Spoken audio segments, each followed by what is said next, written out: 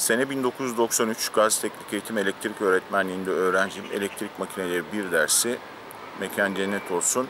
Adnan Peşint hocamız derse geliyor. Doğru akım dinamolarından bahsederken dedi ki, dinamodaki kolektör nedeniyle çıkışlarından dedi, dalgalı bir gerilim elde ederiz. Tam düz bir doğru gerilim elde edemeyiz dedi. Tenüste yanına gittim. Hocam dedim, peki dedim bu kutup dedim içlerini elips şeklinde yapsak, trapez şeklinde bir gerilimin yüklense daha doğru gerilim elde etmez miyiz dedim. Peki dedi çocuk dedi, harmoniyi ne yapacağız dedi. Şimdi harmoniyin ne olduğunu bilmiyordum. Adını duymuştum sadece. Utandım orada. Hocam harmonik ne diye de soramadım. Araştırdım. 30 yıl önceden bahsediyorum. Şimdiki gibi internet yok. Kütüphaneye gittim, makalelere baktım. Makalelerde hep non-lineer yüklerin sinüs dalga şeklinde oluşturduğu bozulma şeklinde tanımlar vermişler. Non-lineer yük ne, sinüs dalga şeklini nasıl bozuyor? Tabii o zamanlar anlamakta güçlük çekmiştim. Daha sonra araştırmalarım devam ettikçe harmoniyi kafamda oturttum. Bu videoda size harmoninin ne olduğunu, nasıl oluştuğunu, akım ve gerilim harmoniklerinin ne olduğunu anlaşılır bir dille, sade bir şekilde anlatmaya çalıştım. Umarım sizler için faydalı olur. Harmonik nedir? Nasıl oluşur? Harmonik, doğrusal olmayan yüklerin akım ya da gerilimin sinüs formunu bozması şeklinde tanımlanır. Peki nedir bu doğrusal olmayan yükler ve sinüs formunu nasıl bozar? Aslında harmonikler elektriğin üretilme sırasında kaynağında oluşmaya başlar. Alternatörlerin çıkışlarında ideal sinüs dalga formunda gerilim verdikleri düşünülür. Ama aslında gerçekte olan böyle değildir. Alternatörlerin stator yüzeylerinde manyetik alan oluklar nedeniyle hiçbir zaman lineer değildir. Hidroelektrik santrallerinde kullanılan düşük devirli çıkıntılı kutuplu alternatörlerde ise manyetik alanın her yüzeyde eşit olmayışı barizdir. Yine manyetik alanı oluşturan rotor kutuplarında da aynı şey söz konusudur. Lineer olmayan bu manyetik alan ideal sinüs formunda değil de alternatör konstrüksiyonuna bağlı olarak üzerinde dalgalanmalar olan bir sinüs gerilimi indüklenmesine neden olur. Bu nedenle aslında elektriğin üretildiği kaynaktan ideal sinüs formunda değil de bozulmuş bir sinüs şeklinde çıkması ilk harmoninin üretildiği kaynakta meydana gelmesine sebep olur. Soldaki resim biraz abartılı ama anlaşılması açısından önemli. Burada olukların içerisindeki manyetik alan zayıf olacaktır. Buradaki demir aksam, sacın demir aksam oluk kenarlarında manyetik alan kuvvetli olacaktır. Şu resimde gördüğünüz gibi. Bakın dikkat edecek olursanız burada manyetik alan oldukça kuvvetli ama olukların içerisindeki havanın relüktansından dolayı manyetik alan burada zayıf. Bu nedenden dolayı manyetik alan kutup yüzeylerinde lineer olmayacağı için şu kısımlarda gerilim düşmesine, oluk içlerinde gerilim düşmesinde, şu oluk kenarlarında ise gerilimin daha yüksek olmasına, indüklenmesine neden olacaktır ve o da şu şekilde bana bir sinüs formunun jeneratör çıkışında vermesine neden olacaktır. Elektrik makineleri de harmoniye neden olurlar. Manyetik akı olarak doyum noktasına çalışan elektrik makineleri bunlar dağıtım, besleme transformatörleri, kaynak makineleri, balastlar, buna benzer doyum noktasında çalışan elektrik makineleri. Peki manyetik akı olarak doyum noktasında çalışan elektrik makineleri sinüs formunu nasıl bozar? Manyetik akı BH eğrisini biliyorsunuzdur. Bu eğri aslında bize akım ile manyetik alan arasındaki bağıntıyı verir. Manyetik malzemenin manyetik akısı bir noktaya kadar neredeyse akımla doğrusal olarak artar. Yani resimdeki şu bölge. Şuradan sonra zaten doyuma gidiyor. Fakat bir noktadan sonra doyuma geçer ve akım artışına oranla manyetik akı artışı daha küçük olur ve doğrusallık bozulur. Harmonik oluşumunu bir besleme transformatörü üzerinde anlatacak olursak, eğer transformatörümüzün manyetik akı yoğunluğu BH eğrisinin lineer kısmında seçilmiş ise primer sargılarındaki akım artışı ile oluşan manyetik akı doğrusal olacağından sekonder sargılarına manyetik yolla aktarılan gerilim de sinüs formunda olacaktır. Lineer bölgede şurada seçtiğimizde primerdeki gerilim formunu aslında biz sekondere aktarabiliyoruz. Fakat transformatörümüzün manyetik akı yoğunluğu BH eğrisinin doyum noktasına yakın kısımlarında seçilmiş ise primer sargılarındaki akım artışı ile oluşacak manyetik akının doğrusallığı doyum bölgesinde bozulacak ve sekonder sargılarına manyetik yolla aktarılan gerilimin dalga formu tepe noktasından bastırılmış sinüse benzer bir form şeklinde olacaktır. Lineer kısımda BH eğrisinin lineer kısmında primerdeki gerilim sekondere aktarılacak.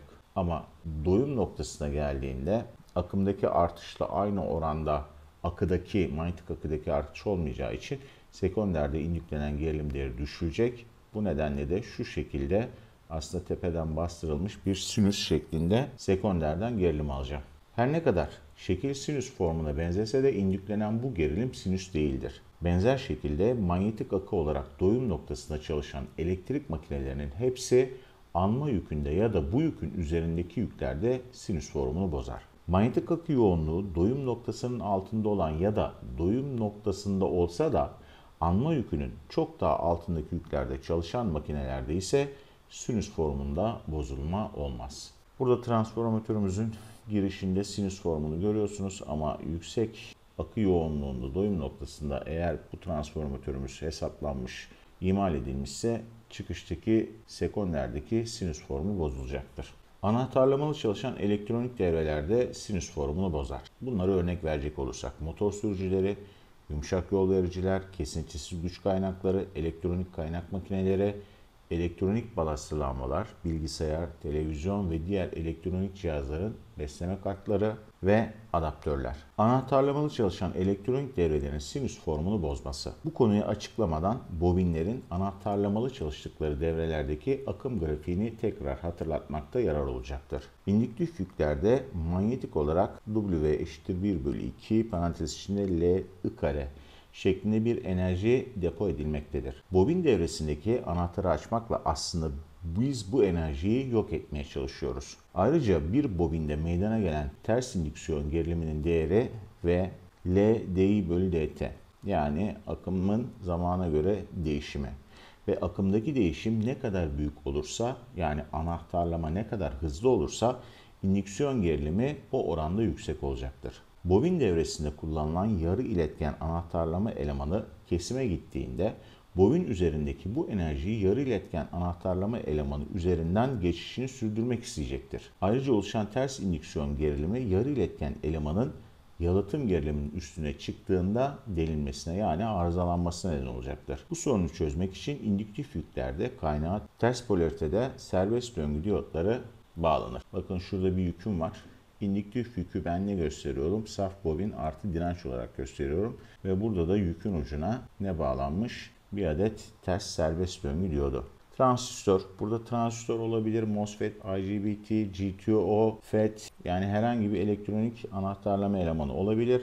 İletimdeyken DC kaynaktan indüktif yüke yani burada RL olarak gösterdiğim üzerinden akım geçirir. Fakat diyotlardan ters polaritede olduğu için diyot üzerinden herhangi bir akım geçişi olmaz. Transistör yani buradaki anahtarlama elemanın kesime gittiğinde bobin üzerindeki enerji ters indüksiyon gerilimi nedeniyle serbest döngü diyodu üzerinden kısa devre olarak yine bobin üzerinde harcanacaktır. Akım şekli incelenecek olursa transistör iletime geçtiğinde bobinden ani bir akım geçişi başlamak isteyecek. Fakat ters indüksiyon gerilimi bu ani akım artışını ters yönde tepki vererek engelleyecek, rampalayacaktır. Anahtarlama elemanım şurada devreye girmiş. Akım buradaki anahtarlama elemanının vermiş olduğu gerilim gibi artamayacak. Çünkü ters indüksiyon gerilimi var. Ters indüksiyon gerilimi bunun rampalanmasına, akımı rampalı bir şekilde artmasına neden olacaktır. Akım kararlı bir düzeye oturmadan bu sefer de anahtarlama elemanın kesime gidecek ve bobin üzerinde depo edilen enerji serbest döngü diyodu üzerinden sönümlenmeye başlayacaktır. Bu noktada da bu sefer kesmişim vermiş olduğum gerilimi anahtarlama elemanıyla. İyi de üzerindeki bunun enerjinin bir şekilde harcanması lazım. Bu sefer şu enerjiyi verdiğim şu kısımda akımın geçişi bu şekildeydi. Enerjiyi kestiğimde ise bu sefer serbest döngü diyodu üzerinden zıt EMK bobin üzerindeki enerjiyi yine burada bobin üzerinde ne yapacaktır? Harcatacaktır. Bu sefer de akım geçişi bu sefer aşağı doğru düşüyor. Ama bir sonraki anahtarlamada yine aynı şeyleri yaşayacağız. Harmonik oluşumunu bir alternatif akım motor sürücüsü üzerinden anlatacak olursak sürücü en temel haliyle 3 bölümden oluşmaktadır. Şu kısım doğrultucu, burası doğru akım barası ve şu kısım inverter.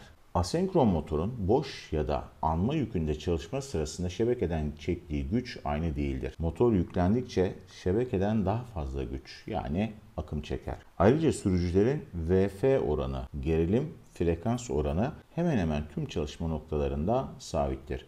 Bu nedenle motor frekansı ya da devir sayısı motor gerilimi inverter devresinde PWM anahtarlama ile düşürülebilir.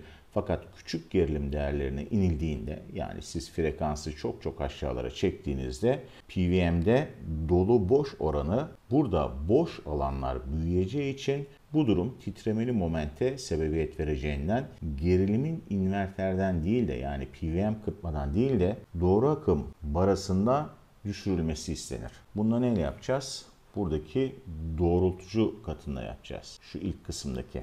Bu durumda da doğrultucu devre şebekeden aldığı sinüsoidal gerilimin tamamını değil, sadece doğru akım barasında ihtiyaç duyulan gerilimi, yani gücü karşılayacak şekilde giriş gerilimini kırparak doğrultur. Şimdi bir linyede 3 tane elektronik anahtarlama ile çalışan yükümüz olsun. Bu yüklerin sinüsoidal şebeke geriliminden kırparak kullandıkları gerilimi ve bu gerilimlerin şebekeden çekmiş olduğu akımı grafik olarak abartılı bir şekilde verelim.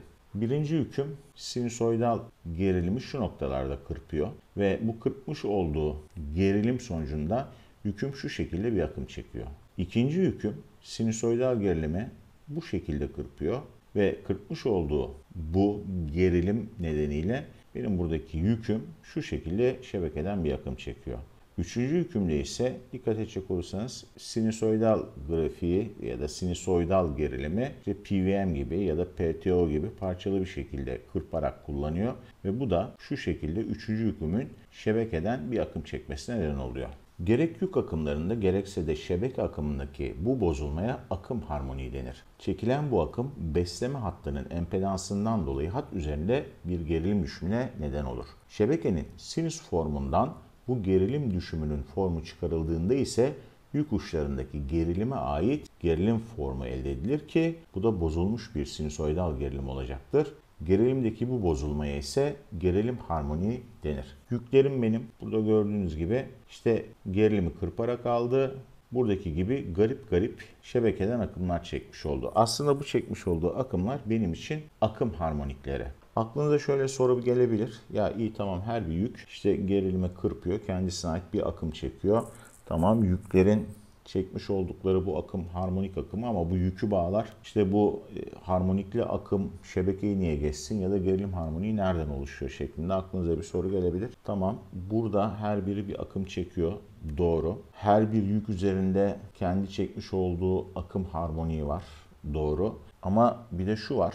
Aslında siz bunu ta enerjinin üretildiği noktadan itibaren alırsanız benim hattım üzerinde bir gerilim düşümü olacak. Hattın empedansından dolayı bir gerilim düşümü olacak. Ve hatta ki bu gerilim düşümü aslında bu yüklerin çekmiş oldukları akımdan dolayı bu benim hattımda bir gerilim düşümü olacak. Ve oluşan bu gerilim düşümleri de bu akımların dalga şekillerinde olacak. Ve bu akımların dalga şekilleri sinüs formunda olmadığı için benim hattımda aslında bu akım harmoniklerinin şekline benzer bir şekilde bir gerilim düşümü olacak. Şimdi ana gerilimim var burada. Ana gerilimimden bir şu hatta çekilen akım gibi bir gerilim düşümü oluşuyor. Bu ana gerilimimden siz gerilim düşümünü çıkarttığınız zaman aslında yüklerin ucunda o yüke kadarki olan kısımdaki akım harmoniklerine benzer bir şekilde oluşan gerilim düşümünden kaynaklı gerilimin, yani bunların her birinin şu noktadaki besleme gerilimlerinde de bozulma olacak. İşte bu besleme gerilimdeki bozulmaya da ben gerilim harmoniği adı veriyorum. Her ne kadar konunun anlaşılması için grafiklere abartılı vermiş olsam da temelde hangi yüklerin nasıl harmonikler üreteceği bellidir. Mesela tek fazlı bir güç kaynağını burada vermiş. Bu tek fazlı bir güç kaynağının çekmiş olduğu akım. Ve burada bakacak olursanız aslında 3. harmonik %80'lere varmakta. 5. harmonik %60'lara varmakta. 7. harmonik %37'lere varmakta. Biraz sonra göreceksiniz Fourier serisinde aslında 3. harmoniğin genlik değeri neredeyse ana harmoniye, yani ana dalgaya eşit. 7. harmoniğin genlik değeri ise 3. harmoniğin olması gereken genlik değerine yakın. Yani ne demek istiyorum? Burada tek fazla bir güç kaynağı şebekeden çekmiş olduğu akımla biraz sonra göreceğiniz Fourier serisindeki 3. ve 5. 7. harmonikleri dehşet derecede üretmekte. Burada bir floresan aydınlatma görüyorsunuz. Bu floresan aydınlatmada da 3. harmonik çok baskın. Şurada da var yandaki şekilde. 3. harmonik çok baskın. Elektronik balanslı lambalara bakacak olursanız burada ise 3, 5, 7. harmonikler çok baskın. Bir miktarda 9. harmonik var. 3 fazlı doğrultucu ya da işte DC motor sürücüsüne bakacak olursanız burada da 3. harmonik yok. Biraz sonra nedenini göreceksiniz. 3. harmonik yok ama 5. harmonik çok baskın. PWM motor sürücüsünün şebekeden çekmiş olduğu akım bu. Bu akımın oluşturduğu 5. ve 7. harmonikler var benim şebekem üzerinde. Mesela büyük güçlü bir motor sürücüsü sinüs formunu ne kadar bozabilir? Burada motor sürücüsü devreye girmeden önceki şebeke gerilimini görüyorsunuz. Burada toplam harmonik bozulması %2 değerinde bunun olduğunu biraz sonra göreceksiniz. Motor sürücüsü devreye girdikten sonra buradaki harmonik bozulmam %19.3'lere kadar çıkmakta. Az önce bahsettiğim gerilim harmoniğini burada daha net görüyorsunuz. Burada ne var? Harmonik kaynağım var. Bir motor sürücüsü, şu grafiğe bakarsam. Motor sürücüsü devreye girdiğinde çekmiş olduğu akım var. İyi de bu akımın işte hat empedansıyla oluşturduğu bir gerilim düşümü var. Ana gerilimi var. Şuradaki U'dan ya da E'den. İşte bu şeyi çıkarttığınızda sizin akımın oluşturduğu gerilim düşümünü çıkarttığınızda aslında gerilim harmoniğini de burada çok net bir şekilde görüyorsunuz. Şimdi Fourier serisinden bahsedelim. Bozulmuş olan bu akım ve gerilimle ilgili hesaplamalar yapılırken bunlar artık sinüs omega t olarak değerlendirilemez. Ve yeni bir matematiksel modele ihtiyaç duyulur. Bozulmuş olan bu formları Fourier teoremi ile modelleriz. Fourier teoremi kısaca ana sinüs formunu sonsuz sayıdaki tek sayılı katlardan oluşmuş başka sinüs formlarının toplamı şeklinde verir. Bu formlarda genlik düşerken frekans artar. Yani Fourier teoremi bana diyor ki aslında diyor senin sinüs omega t yani şu ana dalgan, ana formun 1 bölü 3 sinüs 3 omega t, 1 bölü 5 sinüs 5 omega t, 1 bölü 7 sinüs 7 omega t sonsuz sayıdaki tek katlı, tek sayıdaki işte küçük sinüs formlarından oluşur. Ama burada şöyle bir durum da vardır. Bunların her birine ben harmonik diyorum. 3. 5. 7. harmonik. Burada 3. harmoniğin genliği ana genliğin 3'te 1'idir. 5. harmoniğin genliği ana genliğin 5'te 1'idir. 7. harmoniğin genliği ana genliğin 7'de 1'idir. Ve 3. harmoniğin frekansı ana frekansın 3 katıdır. 50 ise 150. 5. harmoniğin frekansı ana frekansın 5 katıdır. Yani 50 ise 250 ve 7. harmonikte frekansı ana frekansın 7 katıdır şeklinde geçer. Çift sayıların toplamı 0 olacağı için yani bileşkesi burada aslında 0 olacağı için Fourier açılımı tek sayılardan oluşmuştur. Ama sistemde alternatif akımın tek periyodunu kırpan yarım dalga doğrultucular varsa çift sayılı harmoniklerle de karşılaşılır. Bu yüklerle karşılaşma sıklığının az ve güçlerinin düşük olmasından dolayı genellikle dikkate alınmazlar. Fourier serisini oluşturan bu sonsuz sayıdaki her bir sinüs formuna harmonik adı verilir ve sırasıyla 1. harmonik ana dalgadır, 3. harmonik, 5. harmonik, 7. harmonik, 9. harmonik, 15. harmonik olarak gider. Şebekede oluşan harmonikler değerlendirilirken 11. harmoniye kadar olanları göz önüne alınması genellikle yeterli olur. Şimdi burada şöyle bir uyarıda bulunmak istiyorum. Bu videoda anlattığım sinüs formundaki şebeke gerilimi ya da akımda oluşan bozulmaya harmonik denir. Benzer şekilde Fourier serisinde her bir form harmonik olarak isimlendirilmesi bazen konunun anlaşılmasını zorlaştırmaktadır. Şimdi ben bu videoda neyi anlatıyorum? Harmoni. Harmonik dediğim şey ne? Benim gerilim ya da akımdaki şu bozulmalar. Gerilim ya da akımın dalga şeklindeki şu bozulmalar. Ve ben buna harmonikli bir gerilim ya da ben buna harmonikli bir akım diyorum. Ayrıca yine benim Fourier açılımımda her bir şu aşağıdaki tek katlı sayılardan oluşmuş küçük sinüs formlarında harmonik ismi alınır. Bazen burada harmonik olarak isimlendirmem, buradaki harmonik olarak isimlendirmem birbirlerine karışır ve anlaşılmayı zorlaştırır. O nedenle bu ayrımı bu noktada yapmak istedim. Ana sinüs formunu oluşturan sonsuz sayıdaki harmoniklerden bazıları ile alıcıların çekmiş oldukları akım matematiksel olarak modellenir. Ne demek istediğimi biraz sonra çok daha net anlayacaksınız. Aşağıda Fourier serisinde bulunan bazı harmoniklerin toplamları verilmiştir. Aslında burada 1, 3, 5, 7. Eğer 1, 3, 5, 7'yi toplayacak olursanız bana bu şekilde bir dalga şekli veriyor. 1, 3 toplayacaksanız bu şekilde, 1, 5 toplayacaksanız bu şekilde, 1, 7'yi toplayacaksanız bu şekilde 1-3-5'i toplayacaksanız bu şekilde, 1-3-7 bu şekilde, 1-5-7'yi toplayacaksanız da bu şekilde aslında bana bir grafik veriyor. Şimdi örneğimizde abartılı olarak verdiğimiz yük 2 ve yük 3'ün akım grafiklerini az önce verilen Fourier serisine benzeterek matematiksel modellerini çıkartmak istersek, benim yük 2'm neydi? Şu şekilde, yani çekmiş olduğu şebekeden gerçek akım bu şekildeydi. Fourier teoreminde ya da Fourier serisinde buna benzeyen en yakın, bunu tabii gözlemsel olarak yapıyoruz. En yakın grafik bu. Bu ne? 3. ve 7. harmoniğin içerisinde olduğu bir formül. Artık bu sinüs omega t değil, sinüs omega t artı 1 bölü sinüs 3 omega t artı 1 bölü 7 sinüs 7 omega t şeklinde olacak. Ve yine yük 3'üm şu şekilde bir akım çekiyordu. Bu da Fourier'de hani gözlemsel olarak baktığımızda şu forma daha çok benziyor. Artık burası sinüs omega t değil. Sinüs omega t artı 1 bölü 3 sinüs omega t artı 1 bölü 5 sinüs 5 omega t artı 1 bölü 7 sinüs 7 omega t. Yani şurada da benim 3. 5. 7. harmoniklerim baskın olarak ne yapabilirim? Düşünebilirim ve bu şekilde formüle edebilirim. Şebekelerde harmonik ölçüm bilgisayar tabanlı harmonik ölçüm cihazları ile yapılmaktadır. Ve en kaba haliyle yaptığımız formüllendirme işlemi çok daha karmaşık matematiksel modeller üzerinden gerçeğe en yakın haliyle yapılmaktadır. Burada tabii biz bunu gözle, anlaşılması için gözle karşılaştırma ile yaptık ama bu harmonik ölçüm cihazları çok daha yüksek matematiksel modellerle çalışıyor. Mesela şu kısma bir daha dönecek olursak, bakın dikkat edecek olursanız burada mesela bilgi işlem yükü demiş. Burada mesela 3. harmoniğin 5. 7. 9. 11. 13. harmoniğin, mesela burada doğrultucuda ta 19. harmoniye kadar, hız kontrol ünitesinde 25. harmoniye kadar ne yapmış? Harmonik frekanslarına, kaçıncı harmonik olduğu ve mesela değerlerini vermiş şurada. Mesela gelelim şuna. Şu bilgi işlem yükünde 3. harmonik o kadar baskın ki %80'lerde falan, ana grafiğin %80'lerine falan. Yine burada toplam harmonik distorsiyonlarını vermiş. Yani ana sinüste burada bozulma %44, doğrultucuda %28, bilgi işlem, yani bu işte PC olabilir, televizyon olabilir, buna benzer yerlerde %115, işte floresan aydınlatmalarda %53'lük sinüs ana formunda bozulmalar oluyormuş. Peki ne bu TDH? Toplam harmonik distorsiyonu. Dalga şeklinin toplam harmonik bozulma yüzdesidir. Tam bir sinüs dalgasının ne kadar bozulduğunun ölçüsüdür. Yine burada bir analiz yapılmış. Bu analizde demiş ki benim sistemimde %23 örneğin akım harmoniği, bu akım içinde hesaplanabilir, gerilim harmoni olarak da hesaplanabilir. Burada gerilim hesaplamış, tamam, gerilim hesaplamış. Benim demiş sistemimde %23 3.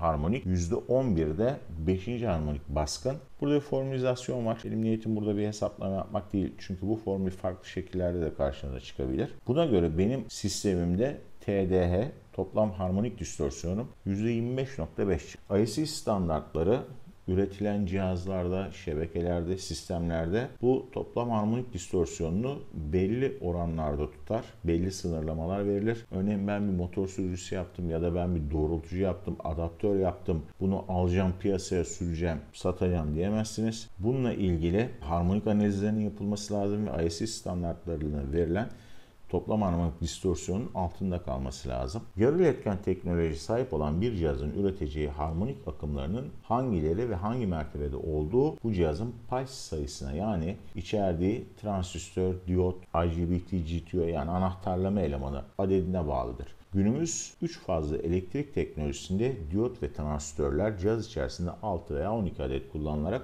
6 puls veya 12 puls sistemler olarak adlandırılır. 6 puls bir sistem için hangi harmonikleri üreteceğine bakalım. N eşittir HQ artı eksi 1. Burada H puls sayısı, yani bizim buradaki cihazımız 6 pulslı olduğu için H benim için 6 olacak. Q 1, 2, 3, 4 diye giden sabit bir sayı. Burada 6 çarpı 1 artı eksi 1 yani 5, 7. 6 çarpı 2 artı eksi 1 11, 13. 6 çarpı 3 artı eksi 1 17, 19. 6 çarpı 4 artı eksi 1, 23, 25 gibi harmonik akımları ne yapacaktır bu? Üretecek. Görüleceği üzere puls miktarı arttıkça harmonik miktarı da azalmaktadır. Bakın şurada dikkat edecek olursanız az önce neydi? 5, 7, 11, 13, 17, 19 çıkmıştı. Bakalım 5, 7, 11, 13, 17, 19. Bakın 5, 7, 11, 19, 11, 13, 17, 19 çıkmıştı. Hatta 23, 25 vardır. Şimdi bunların değerleri ne olacak? Bunların değerleri ise işte ölçüm cihazlarıyla bulunacak. Bunun haricinde başka harmonikler olabilir mi? Eğer cihaz içerisindeki diğer elektronik komponentlerden kaynaklı olarak evet başka harmonikler de bulunabilir ama bunlar en baskın harmonikleri vermektedir. Eğer pulse sayısını ben arttıracak olursam burada 12 pulse'li bir doğrultma katım var. Bunda mesela 5-7 çok baskın değil. 11-13 baskın. Onun da mesela değerleri çok yüksek değil. O nedenle pulse miktarı arttıkça harmonik miktarı azalmaktadır. Ayrıca trafo, kaynak makinesi, balast gibi büyük indüktif yüklerin devreye girme sırasında oluşan ters indüksiyon gerilimleri, büyük güçlü kondansatör gruplarının devreye girmesi sırasındaki pik akımları, şebeke yıldırım düşmeleri, kısa devre akımları gibi nedenlerle ana sinüs formunun bozulmasına neden olur. Buna bir de şunu ilave edebiliriz. Artık güneş panelleriyle yeşil enerji sistemleri çok fazla arttı. Bunlar da şebeke sinüs formunda değil de aslında PWM kırpılmış sinüs formunda gerilim vermektedir. Yani benim güneş panellerimden aldığım AC gerilimse yine harmonikli bir gerilimdir. Harmonik neden sorunlara yol açar? Formülleri hatırlarsınız. XC yani kapasitif reaktans 1/2 pi FC ya da indüktif reaktans XL eşittir 2 pi FL şeklindeydi. Frekans arttığında kapasitif reaktans azalır ve kondansatör akımı artar. Şurada frekansı arttırdığınızda payda arttığı için XC düşer ve üzerine akım çeker. Frekans arttığında indüktif reaktans artar ve makine akımı azalır. Burada da frekans arttırdığınızda XC'yi arttırıyorsunuz. Makinenin akım değerlerini düşürmüş oluyorsunuz. Empedans değişimleri hatlarda, makinelerde, kondansatörlerde anma akımından farklı akımlar geçmesine neden olacaktır. Yine elektrik makinelerinin Foucault ve histeresiz kayıplarını arttıracaktır. Ayrıca daha önce yayınladığım videoda da anlattığım gibi 3. harmonik yük dengeli de olsa nötr iletkenin üzerinden akım geçmesine neden olacaktır. Aslında burada frekanstan kasıt gerilim akım ve bu akımın oluşturduğu manyetik akıdaki değişim hızıdır. Şimdi şu normal bir sinüs formu olduğunu düşünün. Bu sinüs formu aşağıdaki ise harmonikli bir gerilim diyelim ya da akım. Burada iki noktayı alalım. Şu sıfır geçiş noktasını alalım ve bunun hemen öncesini alalım. Bakın bu iki nokta arasında sinüs formundaki değişim miktarına bakın. Harmonikli akımdaki ya da harmonikli gerilimdeki değişim miktarına bakın. Harmonikli gerilimdeki ya da akımdaki değişim miktarı çok daha yüksek olacaktır. Hatırlarsınız bazı temel benim manyetizma formüllerim vardı. E eşittir BLV sinüs alfa gibi. Mesela orada gerilimin yüklenmesinde L gibi, hız gibi bir parametre vardır. Aslında bu şudur. E eşittir d fi bölü dt. Yani manyetik alan hızındaki değişim miktarı. Mesela ters indüksiyon gerilimi için bunu söyleriz. Dazlı TMK ile ilgili hazırladığım bir videoda da bundan bahsetmiştim. E eşittir d fi bölü dt. Yani manyetik akıdaki değişim hızı. Orada bir türev işlemi yapıyoruz. Bu değişim hızı ne kadar fazla olursa aslında frekanstan kasıt buradaki değişim hızının miktarıdır. Mesela burada XC 1 bölü omega C. Bu aslında bir açısal değişim hızıdır. Buradaki değişim ne kadar hızlı olursa buradaki XC ve XL değerlerindeki değişim de o şekilde o oranda olacaktır ve XC, XL'nin değişmesi de elektrik sisteminde birçok değişikliklere neden olacaktır. Harmoniklerin etkileri nelerdir? Bunları en temel haliyle bakacak olursak motor, jeneratör, kondansatör, transformatör ve enerji iletim hatlarında ilave kayıplara neden olacaklar. Kompansasyon sistemlerindeki kondansatörler aşırı akım çekeceklerinden ısınacak ve kısa ömürlü olacaklardır. Kompansasyon testlerinde aşırı reaktif yüklenme olacak ve kondansatörler dielektrik zorlama nedeniyle zarar görecektir. Harmonikler nedeniyle sistemde çeşitli frekanslar bulacağına rezonans meydana gelme olasılığı artacak. Rezonans sonucu oluşabilecek aşırı akım ve gerilimler işletmedeki elemanlara önemli zararlar verecektir. Senkron ve asenkron motorlarda moment salınımlarının ve aşırı ısınmanın meydana gelmesine neden olacaktır. Koruma ve kontrol cihazlarında sinyal hataları oluşacaktır. Elektrikli cihazların ömrü azalacaktır. Data hatlarında parazit ve cihazlarda anormal çalışmalar olacaktır. Sigortalar ve diğer koruma cihazlarının hatalı çalışmasına neden olacaktır ki mesela burada tüm detaylarıyla kaçak akım rölesi ile ilgili çektiğim videoda buna bir konu başlığı açmıştım. Elektronik kartlarda arızalar neden olacak. Bu videoda harmonik nedir? Akım ve gerilim harmonikleri nasıl oluşur? Bunu anlaşılır bir dille sizlere aktarmaya çalıştım.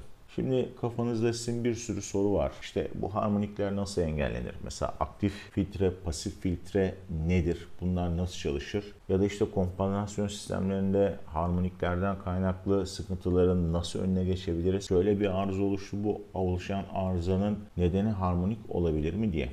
Bunlar harmonik üzerine çalışan profesyonel kişilerin üzerinde ihtisas yaptığı konular. Harmonik dediğimiz olay devasa, çok büyük bir konu. Ben sadece bildiğim kadarını anlattım. Bununla ilgili saha tecrübem kısıtlı.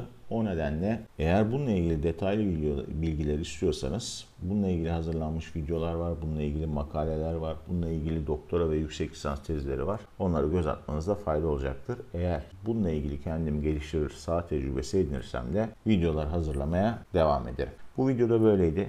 Bir sonraki videoda görüşmek üzere.